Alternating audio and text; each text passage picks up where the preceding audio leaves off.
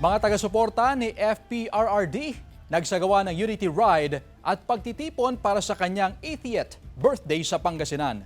Silipin sa report.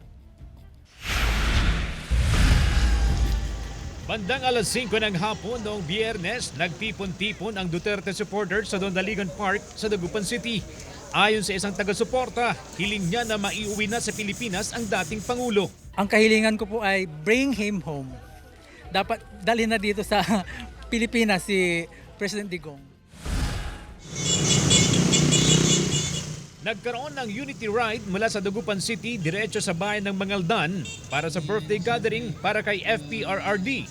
Bilang bahagi ng selebrasyon ng ika-80 kaarawan ng dating Pangulo, naghandog ng birthday cake at kinantahan ng birthday song ng mga taga-suporta nito. Happy birthday to you!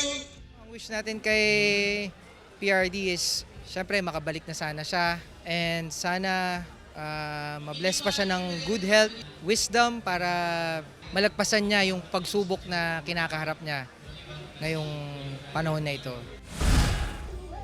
Nasa mahigit 1,000 taga-suporta ni dating Pangulong Rodrigo Duterte ang nagsama-sama sa Freedom Park sa Cabanatuan City noong Biyernes. Panawagan nilang ibalik na sa Pilipinas ang dating Pangulo. Kasabay ng peaceful rally ang pagdiriwang ng ika-80 taong kaarawan ng dating Pangulo. Kasama si Henry Duminsil, CJ Torida, One North, Central Luzon.